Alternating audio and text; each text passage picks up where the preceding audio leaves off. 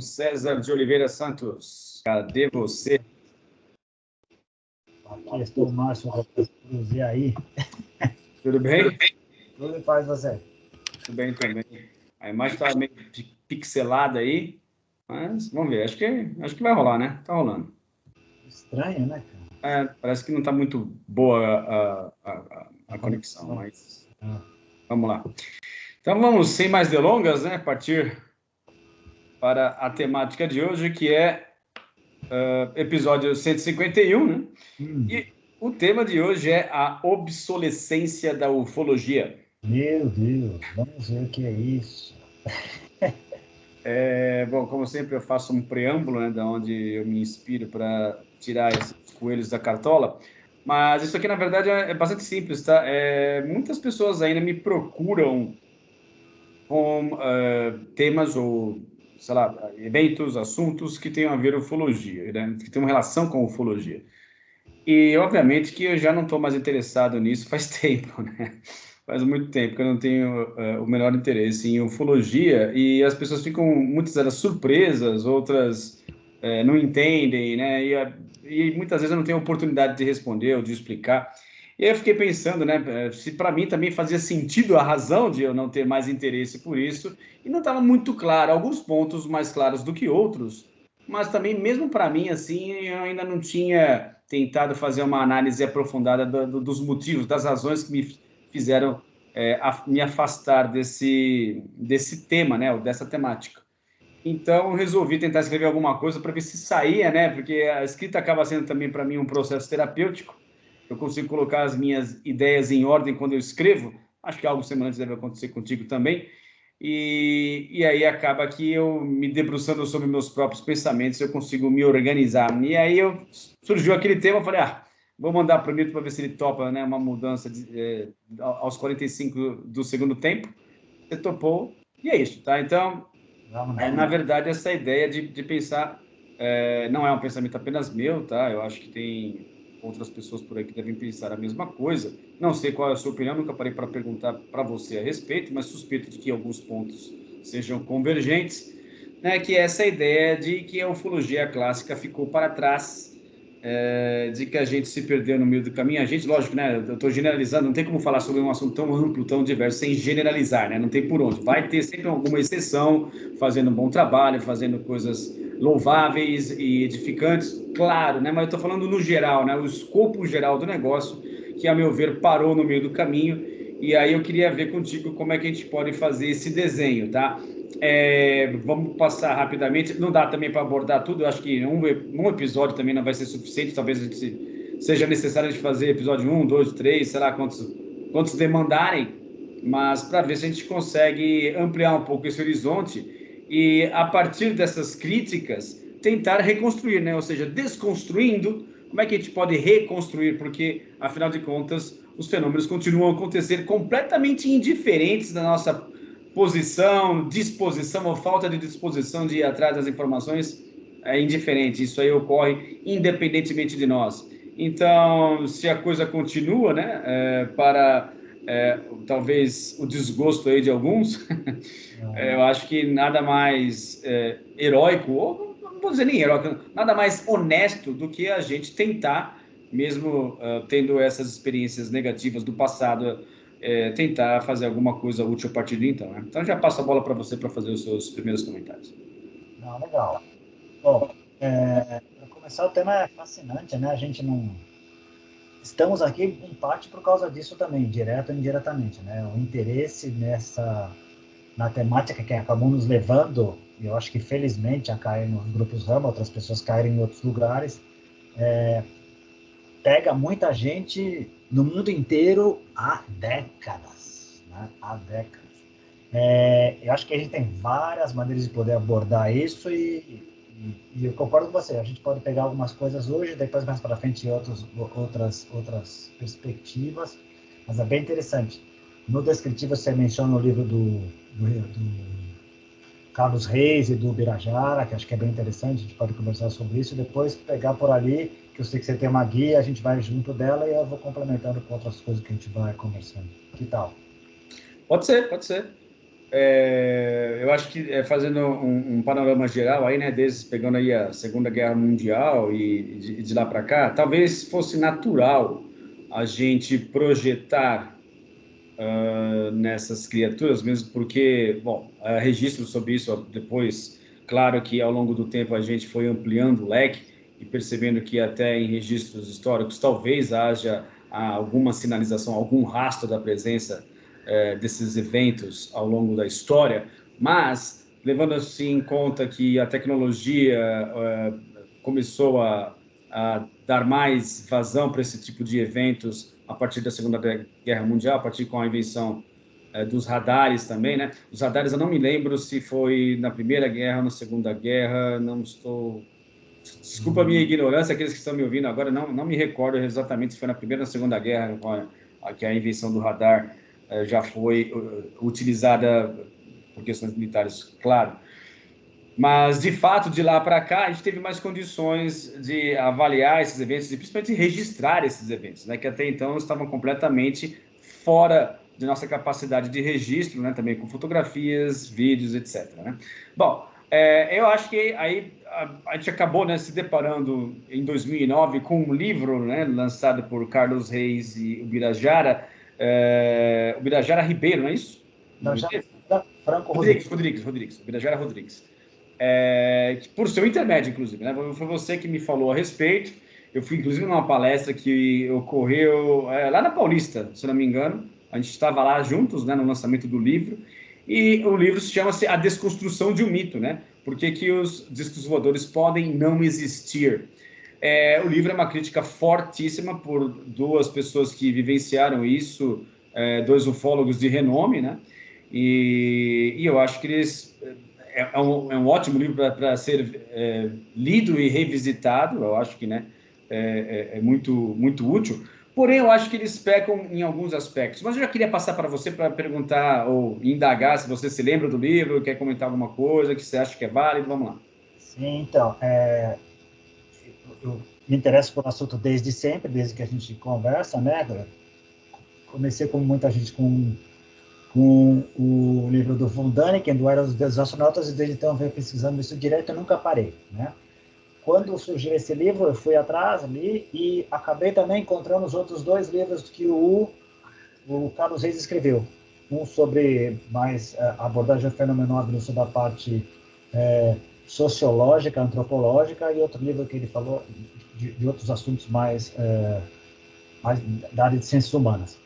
Tomei a liberdade petulantemente de mandar um e-mail para ele fazendo observações sobre os 3 livros dele, com relação a erros de digitação e erros de português e tal. Ele me respondeu e desde então a gente tem trocado correspondências, batemos papo, é muito legal.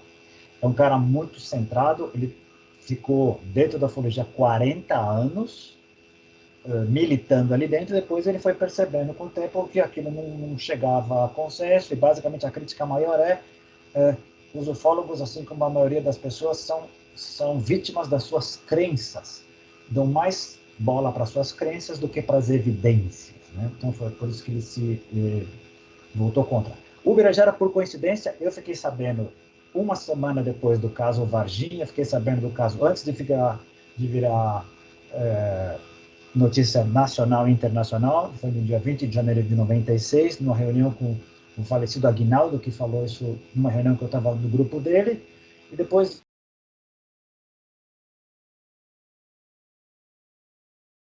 Eu tô. Para atender, a gente conversou com ele no domingo que saiu a reportagem do Fantástico do caso Varginha. Ele foi o principal pesquisador do caso Varginha. E depois o livro... Peraí. Teve uma falha gigante aqui, tá? Não sei se para você percebeu alguma coisa. Para mim, cortou feio, tá? Então, eu não sei o que pode ter acontecido. Se vai aparecer uma pausa do meu lado, do seu não. Mas só para deixar claro que talvez eu tenha ficado com uma cara de idiota. Não, mas o som cortou?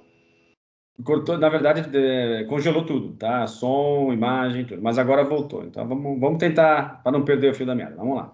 Então, só para falar, então acabei conhecendo o Ubirajara também quando eu fui lá na casa dele em Varginha. Ele tinha casa em Varginha e foi o principal pesquisador, o primeiro pesquisador do caso Varginha. Enfim, Não estabeleci relação com ele, mas ele me atendeu lá, junto com a Mariana, a gente conversou, fizemos até uma prática de campo à noite lá, muito interessante. E depois, anos depois, ele e o Carlos Reis viraram o jogo.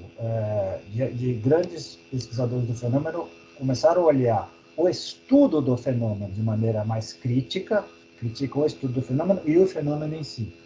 O estudo do fenômeno, por muitas coisas que nós vamos conversar aqui, pelo viés, pelas crenças, pela falta de preparação, uma série de coisas, e o fenômeno em si, pela visão que eles trouxeram, eminentemente científica, e que não tem o objeto de estudo disponível para se fazer uma análise. E também porque apostaram no materialismo, no cientismo puro, isto é, aquela crença de que fisicamente é muito difícil cruzar a galáxia, nada indica que seja possível, as probabilidades de vida em outros planetas como a nossa são reduzidíssimas, enfim, uma série de parâmetros que a ciência materialista considera que impediria que fosse real, e eles abraçaram essa ideia. Muito interessante é que, releia o subtítulo do livro, O Desconstruindo o Mito. É que assim, peraí que eu tenho que pegar aqui, porque eu escrevi, Fechado. que assim, ó, peraí que eu já te falo aqui, ó. A desconstrução de um mito nada moderno sobre coisas vistas na Terra, ponto e vírgula, porque discos voadores podem não existir. A discussão dos dois na época foi: o Carlos Reis queria que o subtítulo fosse Porque os discos voadores não existem. E o Birajara disse: não, tem um resíduo aí, tem alguma coisa aí, vamos colocar, podem não existir porque ele não ficha. Esse é o meu debate que eu tenho com o Carlos Reis até hoje. Existe um resíduo que permanece insuspeito, real, concreto, que não tem explicação, que vale a pena ser investigado. Para ele, não. O que não se sabe hoje será esclarecido cedo ou tarde, será ou um processo natural ou uma coisa que nós vamos descobrir lá na frente. Enfim, mas o livro é muito bom, a crítica é muito boa, mas eles caem nessa armadilha que a gente comentou agora, que acho que a gente vai complementar a partir de agora, né? Que é essa visão pura e seca de uma coisa. Não pode ser porque a ciência diz que não pode ser. Então, eu abraço a ciência, ela diz que isso não pode ser. Então, vai ser alguma coisa, engano humano, delírio coletivo, objeto natural não decifrado especificamente, enfim. Qualquer razão que não dê ideia de que extraterrestres estariam vindo para cá nos dias, então. Complicado, né? Tem tanta coisa, tantos detalhes, né?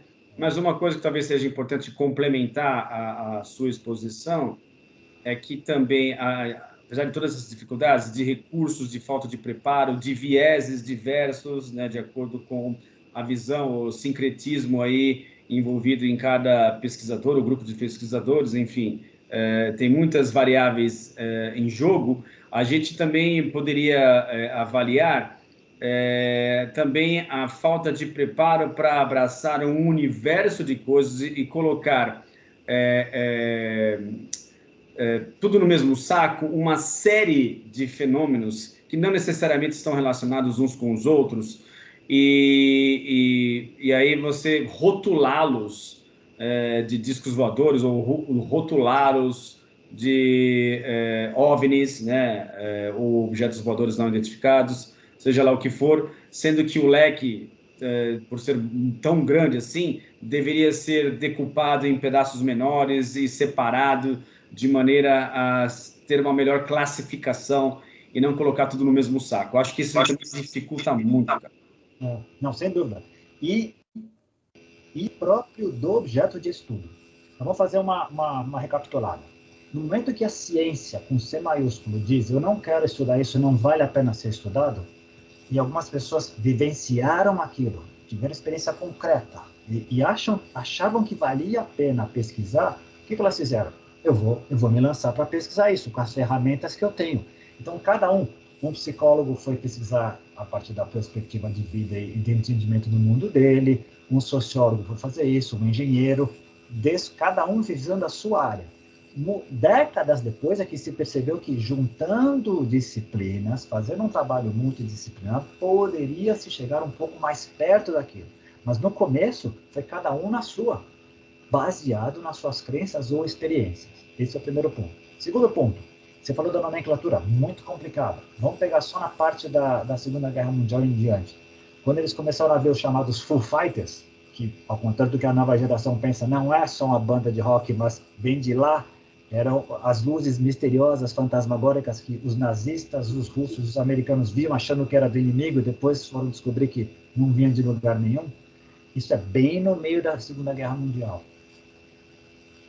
Começam a investigar isso em 1900, supostamente no dia 24 de junho de 47, com o Kenneth Arnold, dizendo que teve um avistamento de um objeto que parecia um prato deslocando na água, e o jornalista cunhou o termo pratos voadores, e para o português espanhol virou discos voadores. Ali foi de 47 até 52, mais ou menos, porque em 52 se criou o termo OVNI por causa do projeto Livro Azul. E foi até 2001, quando surgiu o AP, os objetos, os fenômenos aéreos não identificados, assim por diante. Muito complicado usar isso. Outra, e os objetos submarinos não identificados, os OSNIs, também entram nesse pacote. E as abduções também entram nesse pacote. O próprio termo OVNI, objetos voadores, mas a maioria dos fenômenos noturnos não são objetos, são luzes, mas entra nesse pacote. E as abduções entram nesse pacote. E aí você põe o quê? Bom, põe fantasma também? Não sei. Põe íncubos, súcubos? Não sei. Então, é muito complicado o objeto de estudo disso. É muito difícil. E isso é para dar uma aliviada, no sentido de que era compreensível que os primeiros pesquisadores se perdessem um pouco, porque o objeto de estudo era muito fluido, muito complicado e não estava delineado. Exatamente. E sem falar no fato de que também muitos desses avistamentos foram acompanhados de eventuais encontros e coisas bizarras acontecendo ao mesmo tempo que desafiam a lógica humana, dando um nível de complexidade ainda maior, né, aos contatos imediatos de terceiro grau, coisas assim que você não consegue mais explicar simplesmente por um viés científico, mas há ali uma experiência direta, onde parece que, né, de acordo com os relatos, você é o objeto de estudo e não você estudando o fenômeno que está ali à revelia, né, digamos assim, porque você não consegue, né, colocar isso dentro do laboratório com, enfim, equipamentos adequados para analisá-lo em profundidade, etc. Então, tudo isso gera realmente uma dificuldade gigantesca. E o pessoal foi crescendo, apesar de todos os problemas, apesar das crenças sempre prevalecendo no começo, antes das evidências, o estudo em si, e algumas pessoas chaves nesse caso, como, por exemplo, o Dr. Joseph Allen Hynek, que foi chamado para trabalhar no projeto Blue Book e deu credibilidade a isso, porque era um astrônomo. Foi ele que criou, inclusive, os termos, a definição de contatos imediatos, primeiro grau, segundo e terceiro, e hoje vai até quinto, dependendo do tipo de experiência. Teve uma aproximação, um cientista começou a se aproximar, mas foi o único. A comunidade científica em geral foi para trás, principalmente depois que a conclusão do projeto Livro Azul, totalmente enviesada, dizia 100% dos casos podem ser explicados e não representam uma ameaça externa ao governo dos Estados Unidos, nem de outro país, nem de outro planeta. Mentiroso, porque havia um resíduo ali que não veio a público, só veio a público décadas depois, graças à lei de liberação de informação. Isso ficou sabendo só depois. Né? É bem complicado esse tipo de coisa. Hoje, como é que a ciência se coloca? Jacques Vallée continua desde o começo, continua a cara do cientista que quer pesquisar o fenômeno, sempre disse isso, precisamos abordar isso de maneira multidisciplinar, científica. Só que foi o único que deu a cara para bater. Então, durante décadas, ele liderou o que eles chamam de Colégio Invisível, que é um grupo de cientistas que pesquisa mais quietinho, sem aparecer, porque precisa de bolsa, precisa de financiamento, não pode perder credibilidade.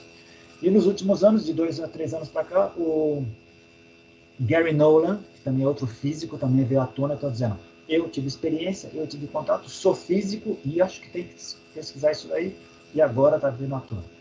Não é coincidência de que, de 2000 para cá, o número de evidências de pilotos e pessoas mais de maior credibilidade foi aumentando a tal ponto de que o Pentágono liberou um relatório em junho de 21, reconhecendo que esses objetos existem, são pesquisados, sim, e são objeto de estudo e preocupação do governo norte-americano. Primeira vez na história que a maior potência do mundo reconheceu que eles existem, estão fora de controle e merecem ser pesquisados. Né? É interessante, né, como foi evoluindo nisso a nomenclatura, né? Você tem UAP, né, que é Unidentified Aerial Phenomenon, e depois passou a ser Unidentified, que eu coloquei até aqui, né? Não é mais aerial, mas anomalous. Então, assim, é legal porque você passa a meio que é uma tentativa, lógico, de você abarcar o leque que parece ser cada vez mais amplo, né? Ao invés de restringir, né? Então, objeto ou fenômeno anômalo parece que dá uma abarcada maior, sai da palavra objeto, né? E se desloca para uma área onde as fronteiras de algo assim muito palpável começam a ficar mais esfumaçadas, digamos assim, né? Então, até a própria nomenclatura foi evoluindo ao longo do tempo. E fez bem. Fenômeno é melhor do que objeto. As próprias luzes se escapam da questão do objeto. A parte do objeto é tão forte que grupos de contato em geral e grupos RAM em particular, quando vêm luzes à noite, chamam de nave. Sim. Né? E não são necessariamente nave. E também a nomenclatura nunca vai agradar todo mundo, né? Porque, por exemplo, eu me incomodo com a palavra anômalo. Por quê? Porque na natureza tem um monte de fenômeno anômalo. No meu intestino, de vez em quando, acontecem coisas anômalas. Na tubulação do esgoto tem coisas anômalas. Eu acho que podia juntar o anômalo e o aéreo e depois abrir um moleque para ir com relatos, porque tem objetos que são vistos entrando e saindo de lagos, mares, lagoas, dentro de vulcões, entrando em vulcões. Então, é válido que se estabeleça uma restrição para a gente poder fechar o objeto de estudo, mas ele é muito amplo. A parte de abduções, por exemplo, é muito complicada. Ela mistura muito com muitas lendas. Inclusive, uma das áreas de estudo do fenômeno OVNI, eu gosto do termo fenômeno OVNI, eu sei que ele está ultrapassado, mas eu uso ainda, é que ele seria uma espécie de folclore sendo criado no dia a dia, no presente. Nós estamos vendo uma criação de uma lenda folclórica, o mito, no sentido não degenerativo do termo, mas o mito como construção folclórica representativa da sociedade inconsciente acontecendo na nossa frente. Já deu exemplo do emojizinho do ET que fica no WhatsApp, da navezinha, então isso está espalhado pelo mundo inteiro, todo mundo reconhece isso. Isso é impressionante. Isso é impressionante. De fato, cara. E assim, uma coisa que também que acabou me... Bom, são duas coisas, na verdade, né? Uma é essa sensação realmente de um beco sem saída, e a partir do momento em que eu tive minhas próprias experiências, bom, tive desde criança, na verdade, né, algumas experiências, mas você passa a não... Assim, estudar o fenômeno em si não mais preenche uma necessidade de entendimento daquilo, né? Ou seja, fica limitada, é como se você tivesse, ou pelo menos essa é a sensação que eu tenho, se deparado com um grande beco sem saída, onde a partir dali você não consegue mais obter nenhuma resposta. Então, essa foi minha primeira grande sensação que me fez desacelerar, tirar o pé desse acelerador em relação a estar pesquisando a ufologia clássica, a fenomenologia em geral. Então, eu dei uma parada.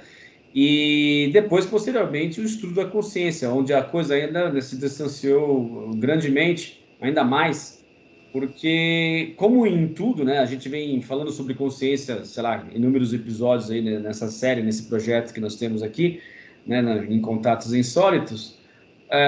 Se a gente não colocar a consciência na equação, tudo vai ficar absurdamente limitado.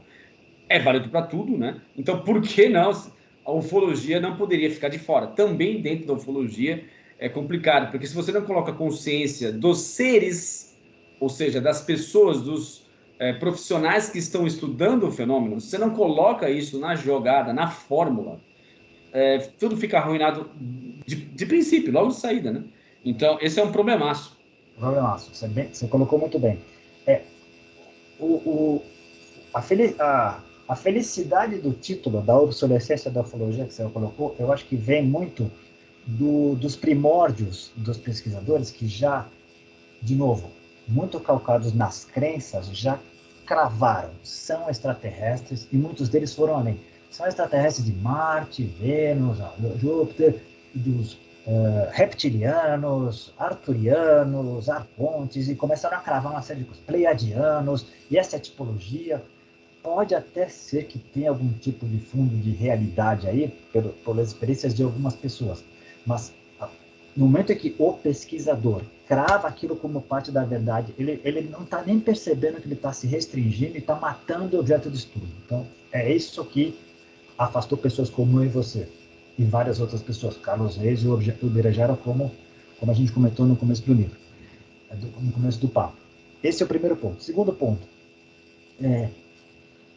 é muito maleável e vai se adaptando inclusive com relação à nossa própria história humana, social e de entendimento. Supostamente, as pinturas rupestres já mostravam alguns tipos de coisas pintadas nos céus, alguma coisa assim, vem desde sempre, 12, 13 mil anos.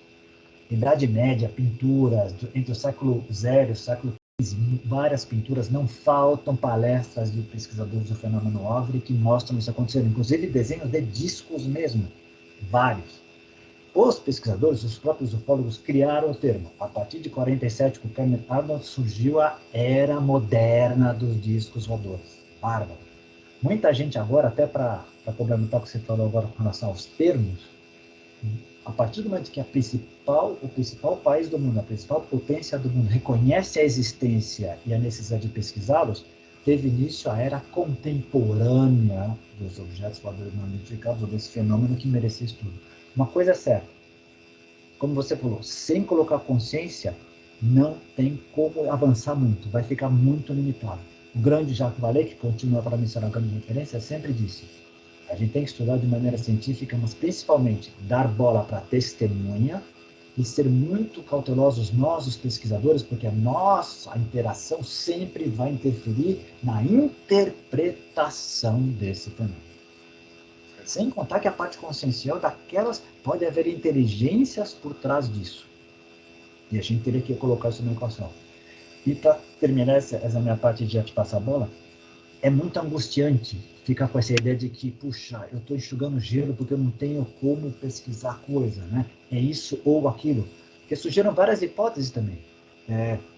As três principais são extraterrestres, ou são fenômenos paranormais, ou são simplesmente interpretações equivocadas de fenômenos naturais e que as pessoas estão delirando total. E eu caio nessa armadilha também. Puxa, é isso, aquilo outro. Relaxei que eu não percebi. Provavelmente é tudo isso e mais coisas que a gente ainda nem suspeita. Por exemplo, podem ser perfeitamente manifestações da Terra. A gente não tem nem ideia de como está acontecendo. Concordo. Conscienciais. Sim, ampliou muito o leque, né? Quando você passa a interpretar, não interpretar, né? Mas passa a entender um pouco, não sei se entender um pouco seria a palavra melhor, mas passa a explorar melhor o espaço da consciência, né? Explorar melhor esse assunto, cara, vai ficando para trás um monte de problemas becos sem saídas em função dessa capacidade que nós temos de avaliar que a consciência está na base de tudo aquilo que existe no universo. E isso dá margem para que a gente passe a interpretar a realidade através de bolsões, vamos dizer assim, bolsões de enclausuramento consciencial, onde você passa a entender não só a nossa condição aqui, mas a condição de diversas pessoas que estudam esse fenômeno, de acordo com as limitações que elas impõem a elas mesmas por crenças adquiridas ou por dificuldades que elas possuem em transcender esses limites ou esses paradigmas que elas tanto alimentam ou tanto gostam, né? Em função de uma neutralidade assim quase impossível de alcançar, né? Então acho que esse é um aspecto interessante também de ser levantado aqui, né? Muito bem colocado. Acho que esse é o nosso grande desafio. Somos vítimas dos vieses. Eles são inescapáveis. O grande Daniel Kahneman, do Rápido e Devagar, que morreu semana passada, acho, ele sempre disse, acho que ele chegou a dizer, estudo os vieses há 60 anos, diariamente, escrevi sobre isso, fiz minha vida nisso, e nem por isso eu deixo de escapar deles. É muito complicado, porque na hora que a gente baixa a guarda, acontece. Então, era natural que os ufólogos, as pessoas que começassem a se estudar, fossem vítimas dos seus vieses, fossem vítimas das suas crenças e quisessem encaixotar. Ah, faz sentido essa explicação que eu estou dando. O fato de fazer sentido não significa que é real. Sim. Agora, andaram mais, visualizaram melhor, abriram o leque àqueles que buscaram parcerias, buscaram perspectivas que eles não tinham, buscaram outros olhares e se colocam sempre na dúvida e buscando ampliar e sempre com o pé atrás dizendo, seja lá qual for o tamanho do meu entendimento hoje, ele ainda é parcial e limitado, ele ainda está longe da verdadeira realidade. E essa projeção que eu estou dando, ela é enviesada. Ela é enviesada. Ela pode estar mais perto do que da realidade, sim, mas ela ainda é enviesada. E falando em projeção, acho que também é chegada a hora onde a gente precisa, é necessário falar sobre isso, porque em se tratando de um terreno bem lamacento, teorias absurdas surgiram, né? E você tem todo um universo esotérico, místico, em que teorias absurdas, teorias conspiratórias, né? Coisas do tipo, a própria indústria de filmes, né? Hollywood se aproveitou também dessa grande fatia de mercado e acabou adicionando ainda mais fatores, não sei se o termo seria correto utilizar, mas fatores ilusórios, digamos assim, para misturar e criar uma mistura bastante complexa em termos de coisas sem sentido, né, cara? Então, isso também acaba entrando no bolo, como não há um conjunto de regras ou padrões pré-estabelecidos dando uma direção para que esse estudo seja feito, foi se misturando essa galera toda, né? Então, em simpósios, palestras, estava todo mundo, tudo junto, misturado, e entra muito ruído junto, né? De fatos, de evidências bastante concretas, também entra muito ruído, entra também muita alucinação, digamos assim, muita gente querendo ganhar dinheiro em cima disso, muita gente querendo se aproveitar para ter fama, dinheiro e, sei lá, se aproveitar de alguma forma, criar um mercado ao redor da ufologia.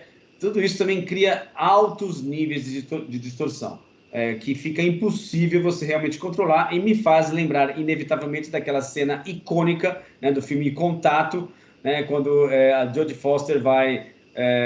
Jodie Foster não, quando aquele cientista que vai tentar viajar antes da Jodie Foster vai ser lançado da plataforma, você tem aquela multidão de pessoas do lado de fora da plataforma de lançamento com as mais variadas os mais variados comportamentos, roupas, gente a favor, gente contra.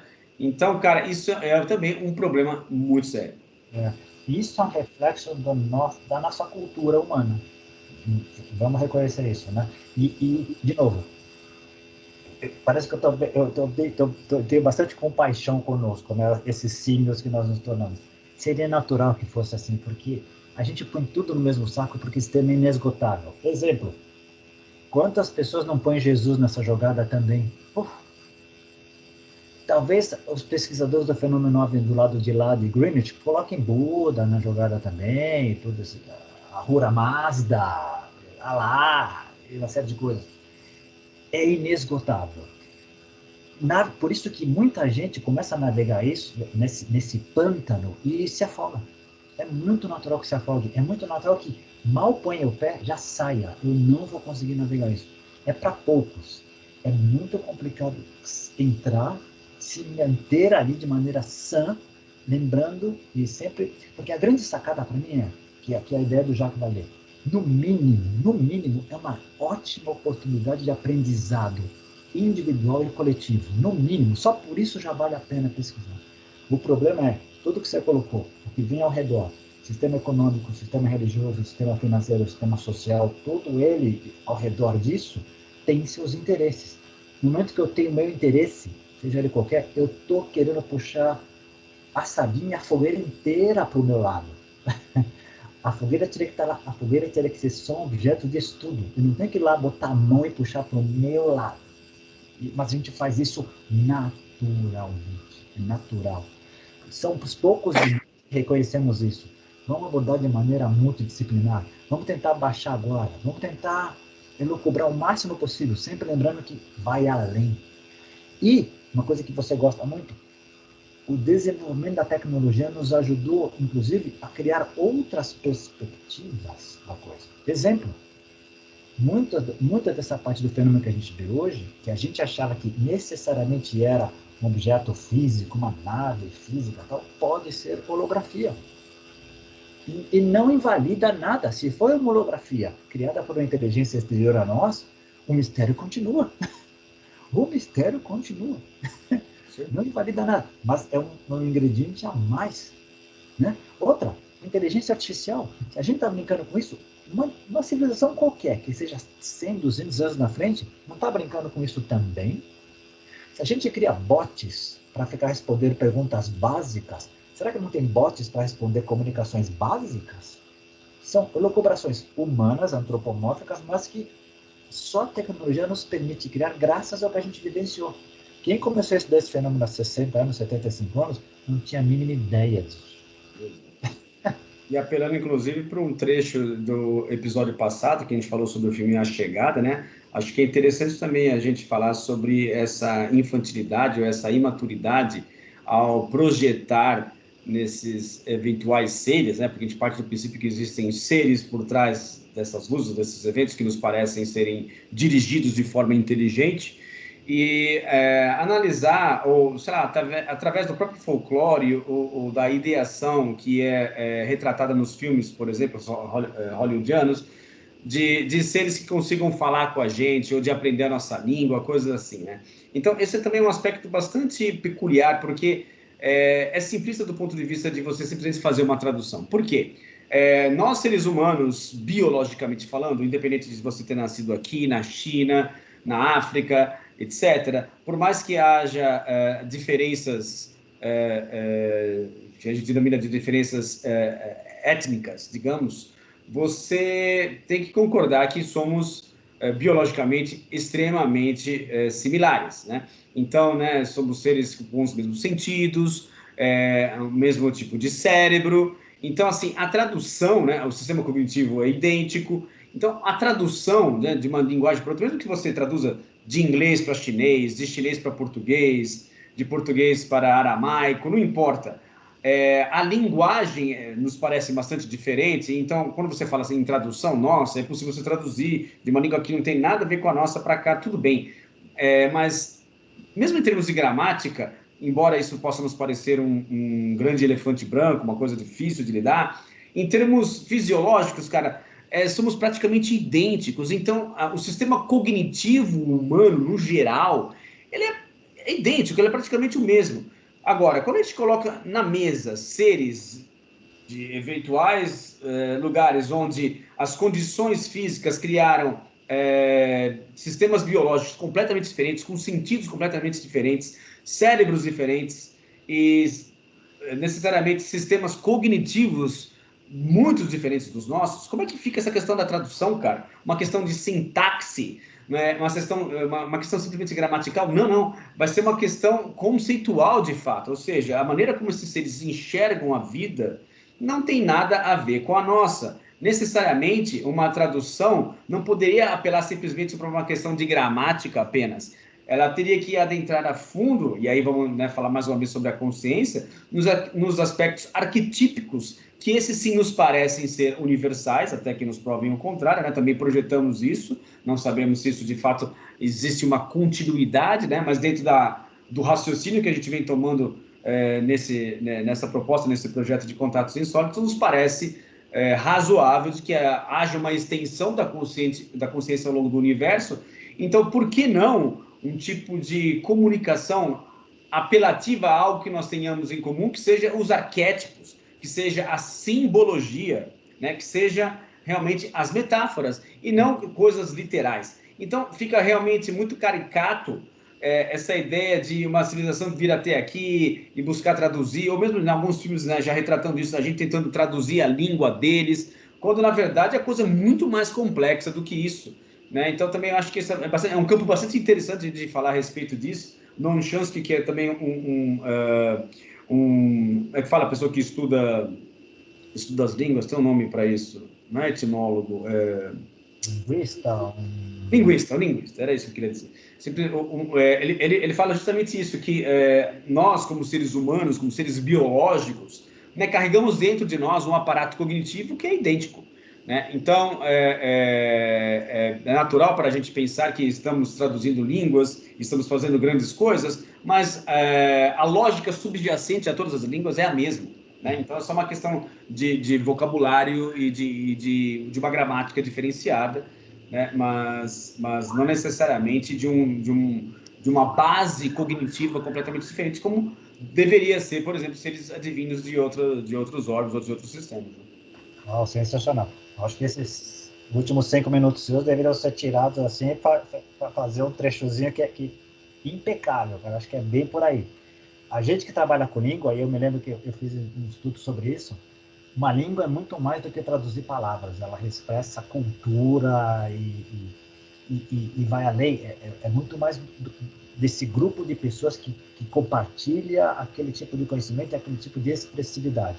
Mas concordo com você, no planeta inteiro, mesmo as culturas sendo diferentes e a maneira de interpretar diferente, a gente compartilha do mesmo planeta, da mesma atmosfera, do mesmo entendimento da natureza, com as suas peculiaridades étnicas, geográficas, históricas, pertinentes ali. Mesmos sentidos. Exatamente. No momento que a gente sai desse orbe e outros sentidos entram na jogada, outras coisas, é natural que a gente tentasse interpretar só com as nossas ferramentas, mas também seria natural que alguns de nós pensassem, pode ser que seja totalmente diferente. E pode explicar por que é tão difícil esse contato inteligente com outras inteligências conosco, porque o gap pode ser gigantesco, pode ser como nós, uma formiga, por exemplo. Nós não somos os únicos primatas do planeta, existem vários, mas nós somos os únicos capazes de fazer a comunicação falada como a gente faz hoje. Somos os únicos que conseguimos registrar por escrito o conhecimento e passá-lo adiante, outros não conseguem. O que essas outras inteligências não conseguirão fazer? Nós temos falamos isso em alguns episódios passados, estamos encapsulados na terceira dimensão e quarta dimensão, no espaço-tempo, e temos uma enorme dificuldade para ver além disso. Só vemos isso na teoria e na matemática. Vai saber como outras culturas inteligentes lidam com isso? Eles podem navegar nisso de uma maneira muito mais tranquila do que nós. Muito mais. E só para complementar o que você está falando, desde o final do ano passado, por razões que a gente pode começar depois, eu voltei a tentar fazer tipo de contato e tal, mas não do jeito que era antes, não do jeito de pegar a ideia, tentar confirmar coisas, mas tentar entrar numa frequência consciencial, porque eu parto do princípio de que a consciência seria um tecido que a gente teria em comum. Não tem manual de instrução, não tem como se fazer, não é viagem astral, não é uma coisa que tem que ir além. Eu sei que se entra a mente na jogada, não é por aí. Mas eu acho que é uma tentativa válida. Estou tentando no quarto mês agora, uma vez por semana. Que eu acho que é um desafio esse, que é tentar ver isso. É uma crença que eu parto do princípio que eu tenho essa crença. Em comum temos a consciência. Em que grau elas estão, não sei, mas vai além do mental. O mental, para uma civilização qualquer, que seja muito além da gente, a gente não vai conseguir entender. Não vai conseguir entender. Quem sabe nesse tecido consciencial? Como explorá-lo? Não sei. Alguém vai ter que explorar isso daí. Então, é isso que eu estou tentando agora. Resultado? Até agora, quase nada. Mas, até se achar alguma coisa. Mas eu concordo com você. Reforçando o que você falou nos últimos 5 minutos antes de eu começar a falar. A linguagem em si era natural que a gente tentasse criar mecanismos e usasse filmes e literatura. O próprio Star Trek, que eu adoro tanto, você encontra um Klingon, ele está falando inglês, como a gente está falando. Tem a linguagem Klingon, mas eles acabam usando mesmo a linguagem da Federação. Será que é assim mesmo? Será que o entendimento é assim mesmo? Pode ser que não seja, pode ser que seja completa. Tudo indica que é completamente diferente. E aí a gente adentra também em um outro campo que só isso aqui acho que vai tomar todo o resto desse episódio e a gente vai ficar na mão, mas não vai ter jeito, que é o seguinte. Por exemplo, né, existem muitos relatos na ufologia sobre contatos telepáticos, certo? E, obviamente, que a telepatia em si, ela não vai poder lidar com linguagem escrita, né? Ou a linguagem da maneira mais expressiva que nós utilizamos, né? A linguagem escrita ou a linguagem falada. E aí, entra, né, terreno de especulação pura, a gente poderia viajar nessa maionese no sentido de pensar que, poxa, se envolve a telepatia também não seria uma forma de a gente adentrar em aspectos da consciência muito mais aprofundados, onde a tradução não seria mais necessária, porque estaríamos trabalhando com arquétipos e com conceitos diretamente, e esses sim seriam universais, porque sendo arquétipos, modelos repetitivos de padrões de comportamentos do universo, isso não seria algo realmente incomum a todas as criaturas inteligentes, porque se passa pelo crivo da inteligência, necessariamente tem a ver com mente, se tem mente, tem a ver com consciência. Então, a consciência, estando no substrato de tudo aquilo que existe, seria uma forma de a gente baixar aí baixar ou aumentar, né? Você vai depender de como você gosta de utilizar a metáfora, baixar nesses níveis para você encontrar camadas onde haja essa coisa em comum, e aí a telepatia faria sentido, inclusive naqueles casos onde também há alguns grupos contatistas, onde é comum você baixar a guarda, fazer uma meditação, relaxar, para que você consiga adentrar em outros estados de consciência e, a partir daí, sim, estabelecer uma comunicação com alguns desses caras. Certeza. Bom, em primeiro lugar, estudos em laboratório já mostram que a telepatia, sim, pode acontecer. Ao contrário do que a gente gostaria, ela não é controlada. E não é difundida para as 8 bilhões de almas encarnadas nesse planeta. Mas ela sim acontece. Esse é o primeiro ponto. Segundo ponto, ela entra na esfera do eflúvio, daquilo que não nos comporta, a parte consciencial. Portanto, ela está sujeita também a vieses, também a filtros, uma série de outras coisas, paradigmas, crenças, uma série de coisas que se misturam na jogada. Por outro lado, dentro do fenômeno contatista, há casos comprovados em que houve sim um intercâmbio direto via telepatia com confirmação externa. Não só o grupo Zão, mas o grupo Amit, uma série de outras coisas. E também falhas e desvios absurdos, que muitas vezes as pessoas podem tentar justificar ou explicar como, não falha da telepatia, mas como o que eu acabei chamando, trazendo do exterior, do mentalismo, quando a nossa mente entrou na jogada e acabou atrapalhando. Às vezes não fica claro a distinção. Ela existe, mas não fica claro. De novo, há uma razão, deve haver uma razão muito clara para a nossa evolução não ter permitido que todos nós tenhamos a telepatia fluida e confiável como a gente gostaria. Tem uma razão. Assim como a gente gostaria que todo mundo... Imagine todo mundo poder ler a mente de todo mundo, a gente não teria condição de viver no nosso nível consciencial. Talvez outras criaturas em outros níveis vivam assim. A gente não sabe. Agora, concordo contigo. No momento em que eu baixo a guarda, que eu entro em outras esferas de possibilidades de conhecimento do meu próprio ser, individual e coletivo, eu abro um leque. O que me chamou a atenção, só para já te passar a bola, que eu queria saber a tua opinião, eu adoro essa ideia dos arquétipos que a gente tem em comum, que nos fazem ter pontes de comunicação supratemporal e supracultural, bárbaro, para o nosso planeta. Agora, que arquétipos a gente poderia compartilhar com outras criaturas? Por exemplo, me veio a ideia da jornada do herói. Será que também outras culturas de outros lugares teriam alguma coisa parecida? Né? Não sei, me ocorreu agora. É bem interessante isso também. Né?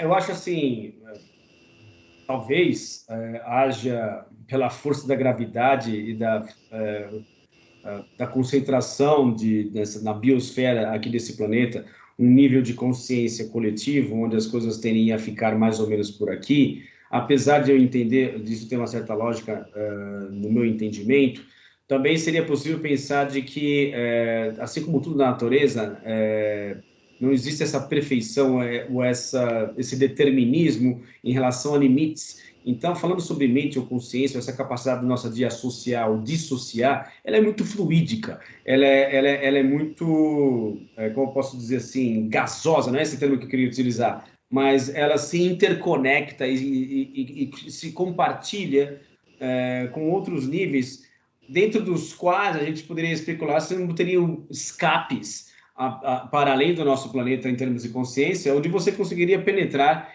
em outros níveis de consciência, onde você poderia ter acesso a arquétipos mais universais, não apenas universal no sentido de ser circunscrito ao nosso planeta, mas universal para valer, né, de ultrapassar os limites da nossa ecoesfera, e aí a gente ter acesso a outros arquétipos que não necessariamente seriam universais. Eu tenho a tendência a achar que, de repente, o arquétipo do herói seja uma coisa genérica, pela lógica de desenvolvimento do nosso próprio planeta. Então, eu não consigo enxergar molezas, sei lá, de repente, em outros planetas, onde você tem uma vida tranquila no início, e aí há um desenvolvimento em direção a níveis cada vez mais complexos de vida, né, seres cada vez mais complexos, sem haver aí um perrengue inicial. Então, assim, o arquétipo do herói me parece fazer sentido, né, dessa ideia de que tem que haver um esforço em uma direção para você conseguir conhecimento e, a partir daí, evoluir. Então, para mim, faz sentido pensar nisso como algo mais universal. Mas você tem razão, não necessariamente assim, pode ser algo parecido, sei lá. Então, realmente, é bem complexo. Não, concordo. Eu vejo também essa fluidez, essa flexibilidade, de novo, por um lado, isso é uma coisa legal. A gente tem que se habituar e relaxar convivendo com os paradoxos. Por um lado, temos que restringir a esfera de pesquisa, de avaliação, de conversa, senão a gente não consegue conversar. Por outro lado, temos que ter em mente que esses limites, eles não podem ser de tal maneira que te impeça de poder ver por outras perspectivas. Então tem que ter essa jogada, um pouco maior, um pouco menor. E ir aprendendo com o passo. Né? Como os computadores agora, é o machine learning, eu vou aprendendo com o que eu estou vindo, sempre com aquela ressalva. O quanto eu estou enviesado, o quanto tem crenças por trás, o quanto eu preciso de uma crítica externa para poder me ajudar, usando inclusive termos psicológicos. O quanto tem de projeção minha, nesse entendimento, nessa interpretação que eu estou dando, o quanto tem de introjeção que foi colocado por outros em mim, que está me eclipsando e dificultando o meu olhar sobre a coisa. Né?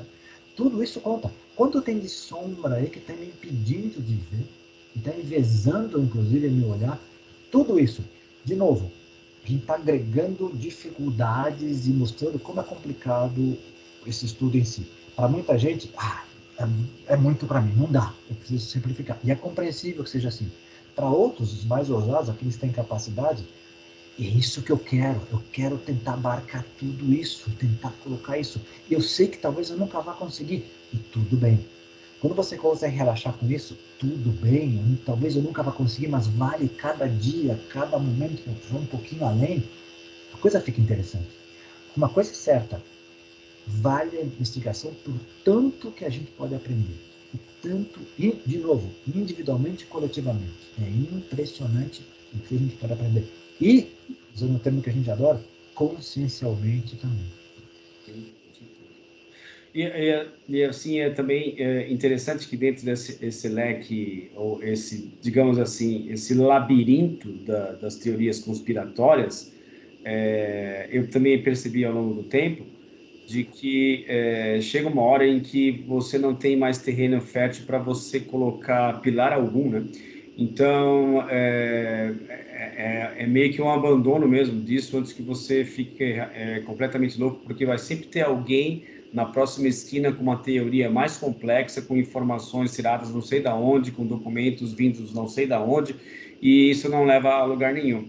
Então, eu entendo que há uma necessidade, talvez, dos órgãos oficiais tentarem fazer algo a respeito ou estudarem o assunto, eu concordo com isso, mas, por outro lado, a gente percebe que é da própria exploração em si, a gente está com os nossos flancos abertos para todos os tipos de possibilidade. Então, o que acontece? Você abre esse leque, né, para quando você vai a campo, por exemplo, não apenas para fatores que, porventura, possam vir do espaço, mas, como você mesmo disse, coisas daqui mesmo, né? Porque se você restringe a natureza aos aspectos que são possíveis de serem estudados em laboratório, ou já terem sido observados dentro da perspectiva materialista, você já está restringindo tudo a um espectro daquilo que é conhecido. Porém, se você vai com esse viés exploratório, ou essa perspectiva de eu vou para encarar aquilo que tiver para acontecer, não necessariamente você vai entrar em contato com algo insólito que possa ser de natureza extraterrestre. Pode ser muito bem de natureza terrestre, ainda não conhecida ou ainda não muito bem explorada, né? Temos lugares na Terra ainda completamente inexplorados, como o fundo dos oceanos, lugares ainda inóspitos como montanhas, e a gente tem essa tendência a achar que está tudo dominado, já sabemos tudo, né? Que mais uma vez a gente cai naquele efeito do Dunning-Kruger, né? Como civilização e não mais como indivíduos, achando que, né, sabemos muito mais do que aquilo que de fato sabemos. Muito bem colocado. E outra coisa que me ocorreu enquanto você estava falando, de novo, é natural que a gente se sinta perdido, mas por outro lado, é interessante ver, se somos 8 bilhões de indivíduos, era esperado que a gente tivesse interesses distintos. Então, no começo da tua última intervenção, seria esperado que algumas pessoas dissessem: eu não quero que o meu governo, a instituição maior, ou a minha cidade, o meu país, invista dinheiro e energia em uma coisa que para mim não é importante. Para mim é mais importante tirar os pobres da rua, para mim é mais importante criar um sistema de saúde universal. É importante, é interessante e é compreensível que algumas pessoas pensem diferente. Não me interessa por isso. Eu já estou resolvido, a minha religião já me dá todas as respostas que eu tenho. Felizmente, nós somos tão diferentes que alguns de nós exploram áreas diferentes. Tem gente que gosta de explorar aquelas criaturas que estão vivendo nas bordas dos vulcões e vão lá. E graças a eles nós sabemos que essas criaturas existem e sobrevivem àquilo. É um interesse específico. Outros se interessam por outras coisas. E eu acho que isso é um subproduto do profundo, dessa consciência cósmica que veio aqui e se desmembrou em vários de nós para a gente poder abarcar. Porque já sabemos que não é uma visão só que vai nos dar a ideia da realidade com R maiúsculo. É toda ela junto e mais coisas que a gente nem tem ideia de que vamos aprender ainda. De novo, nós temos uma vaga ideia do que sabemos, suspeitamos do que não sabemos, mas não temos a mínima ideia de que não sabemos que não sabemos. Sensacional. Concordo plenamente, cara. E se você assume isso, então vira uma Disneylândia, vamos à luta, mas não é interesse de todos. Isso que eu ia falar, que acho que eu queria concluir. É compreensível que nem todo mundo sinta o interesse que a gente tem, do que a gente quer fazer. Assim como nós não temos interesse em um monte de coisas que para algumas pessoas é muito importante. E é natural que seja assim. O que eu acho que o que deveria permear tudo é o respeito, é a intenção por trás. Tudo pode ser interessante sempre quando nos leve a entender um pouco melhor a vida e o mundo no qual a gente está vivendo. Bom. Concordo, cara. Eu ia falar mais um aspecto, que é essa ideia de a gente tentar enquadrar, não sei se vai dar tempo, né? Tem 2 minutos apenas, enquadrar fenômenos que ultrapassam a nossa lógica dentro daquilo que é conhecido, né? Que, se por um lado eu entendo, né, que não poderia ser diferente, talvez, né? Seria natural a gente agir dessa forma, por outro acaba sendo também, mais uma vez, infantil, achando que a natureza, de alguma maneira, teria que se enquadrar à lógica de primatas bem-sucedidos de um planeta na periferia da Via Láctea, né, que recentemente construiu um iPhone. A natureza não tem obrigação nenhuma, compromisso nenhum com a gente, então ela pode ter a complexidade que ela bem entender, se desenvolver da forma como ela bem entender, e se a gente tem a capacidade de processar isso ou não, não é problema dela. Então, assim, a natureza que eu falo agora, não apenas a natureza do planeta, a natureza como o universo, a própria realidade em sua majestosa grandiosidade. Então, esse é um outro aspecto complicado também, né? Porque a gente vai tender a tentar enquadrar isso que está sendo experimentado dentro daquilo que eu já conheço, quando na verdade a gente tem que fazer o caminho inverso, né? Ou seja, a gente tentar se enquadrar aquilo que está sendo observado, porque aquilo ultrapassa o pouquíssimo que nós conhecemos. Genial. E olha que interessante. Todos nós convivemos ao mesmo tempo nesse momento agora, nesse presente agora. Milhões, talvez bilhões de pessoas, pensem na primeira parte da tua colocação, isto é, temos que adaptar tudo ao nosso redor, ao meu entendimento, porque está aqui para me servir. E muitos de nós, como você e eu, e muitas pessoas que estão nos ouvindo agora, já sacamos, não é bem assim. Nós é que estamos inseridos num processo muito maior que nosso, temos que ter a humildade com H maiúsculo de baixar a bola e ver onde é que a gente se encaixa aqui, que papel a gente está fazendo no negócio e se estamos fazendo bem ou mal. Ao mesmo tempo, todos nós estamos convivendo aqui. E tem gente que não está nem aí para essa conversa. Está pensando no número da Mega Sena de amanhã. Exato. Nós estamos convivendo aqui. Então é uma loucura legal nesse sentido de que olha o que é olhar tudo isso sob o viés da consciência. Cara, conforme as nossas profecias, não deu nem para o começo, né, da história. Vamos tentar ver, eu vou tentar elencar alguns pontos, alguns tópicos a mais, que a gente com certeza não conseguiu pensar, e aí vamos tentar fazer uma dobradinha no próximo episódio, tentando levar esse assunto adiante por outros vieses, outras perspectivas. O que você acha? Boa ideia. Inclusive, nem falamos de profecias dentro do fenômeno OVNI. Também, né? É outro aspecto. A coisa é tão ampla, né? Mas não deu tempo. Mas nos perdoem aí que a gente não conseguiu abarcar tudo apenas em 1 hora, mas já era esperado isso. Então, valeu mais uma vez por essas trocas tão interessantes e tão profundas. E nos vemos mais uma vez na semana que vem com mais um episódio de Contatos Insólitos. Grande abraço, Nilton. Sensacional, Roberto. Até mais. Valeu. Valeu. Tchau, tchau.